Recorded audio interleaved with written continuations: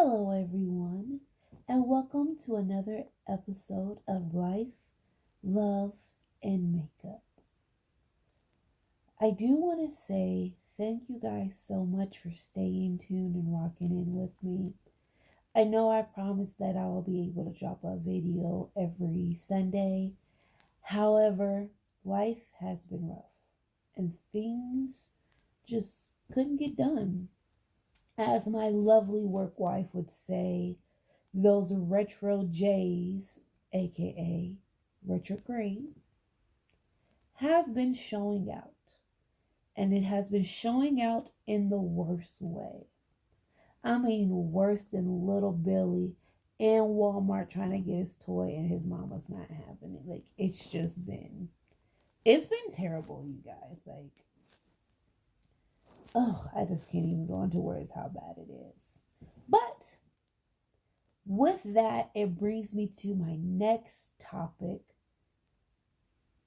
for this series, which is in the life category, and it's about mental health within the Black community. Now, please remember that these are all opinionated, factual statements that I will be making. And this is off of my experience by being in the Black community. With that being stated, mental health in the Black community is quite taboo in a sense. We know it's there, but we don't know how to deal with it. And frankly, that's an issue. It has been shown and proven that within the Black community, it is a very large portion who suffers from mental health issues, whether it will be from anxiety, depression, bipolarness, like it's a series of things that goes on within the Black community. And a lot of times this stems from childhood trauma, generational trauma, and generational pain that cannot be let go, pressures and stress that society places on our children and women and even men of the Black community. It's so many factors, but steady yet there isn't many resolutions. The one resolution that we do have, but it's not always quite enough, is going to church and praying it away. Now, by no means, do not get me wrong, I have a very strong faith in God, and I know whatever is in His will, it will be done.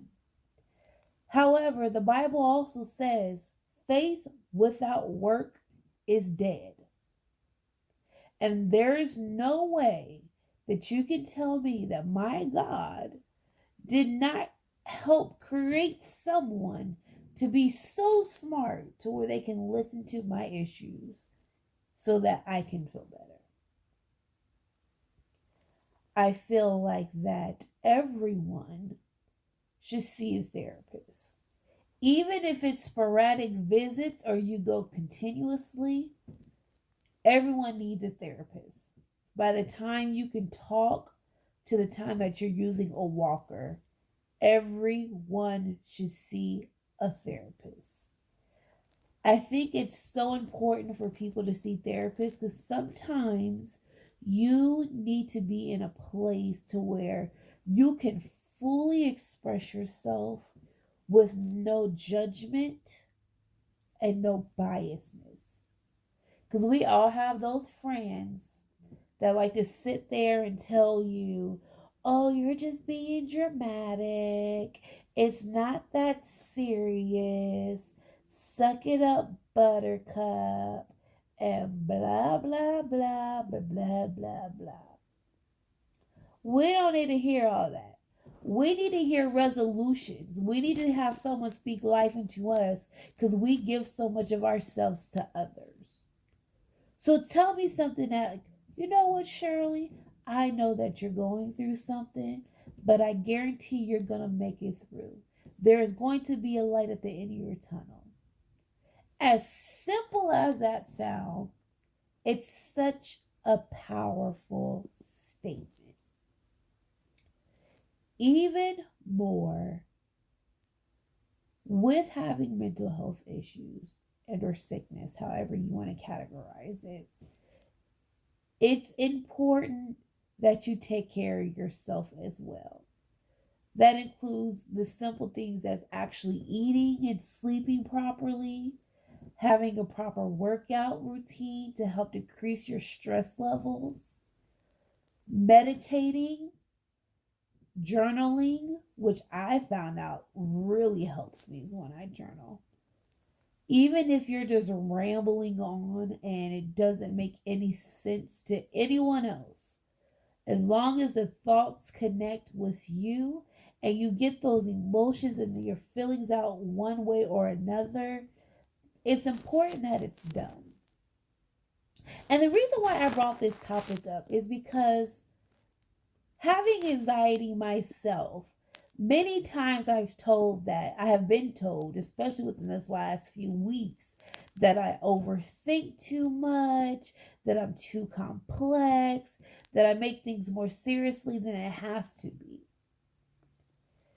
Which are all signs of anxiety. However, you should never tell anyone that, regardless if they have a mental illness or not, because that is just as diminishing their feelings. And no one should have to do that, because that brings in the topic of normalizing pain, which should not happen at all. When it comes to speaking with someone and when they're going through something, like, you have to be very sensitive of what you're saying and how it can affect them, and the mindset that they're in at that time. Like, for example, I lost something like for like maybe 12 hours. And when I tell you I was losing my marbles about it, like every God given marble that I did have was down the drain at this point. And I was just so upset, and I was crying, and I felt embarrassed, and I was hurt because I lost this one thing. And the one thing that people kept telling me was, suck it up, Buttercup. It's not that important. Do you think you're the only one that this happens to? By that time, I lost it. It is so inappropriate and rude to tell someone, no matter how you meant to say it, but what it boils down to, that what they're feeling isn't correct. You cannot tell someone how they should feel.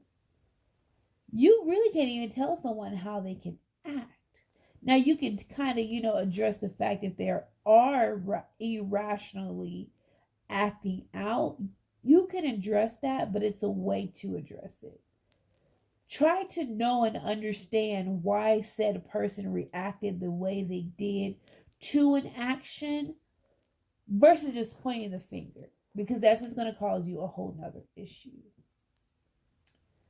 But furthermore, and what's most importantly, is show love and respect when it comes to mental health issues.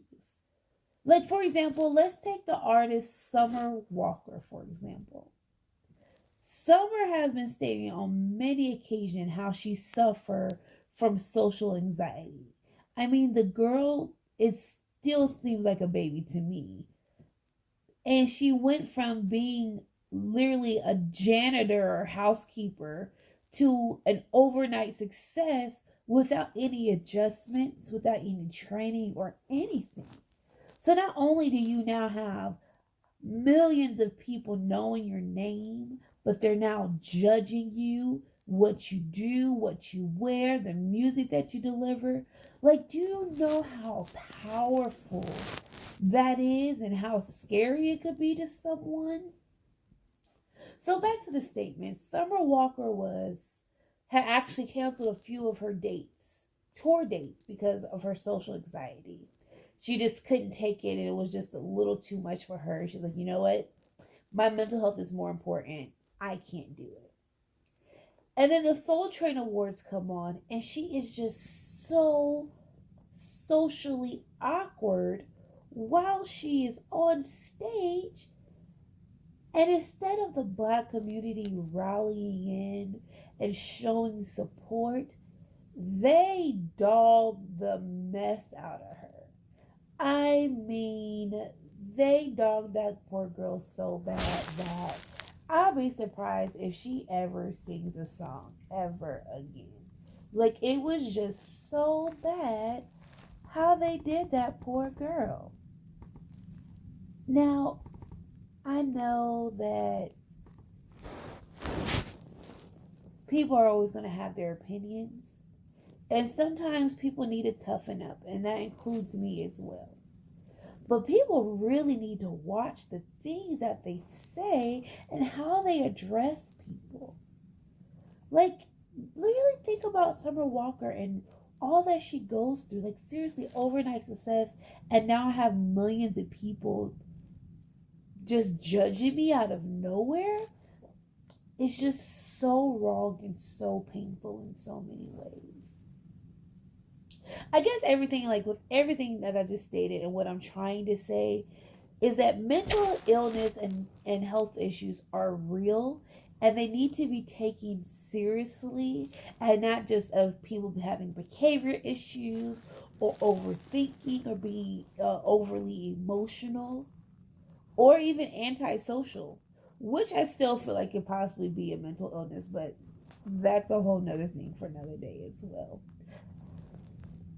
I just wish that people, especially in the Black community, specifically in the Black community, will take responsibility in the pain that's going around and trying to find a resolution to heal it, so that as a community and as a whole, we can heal to become better, not just for our present, but for our futures and for our children's future as well.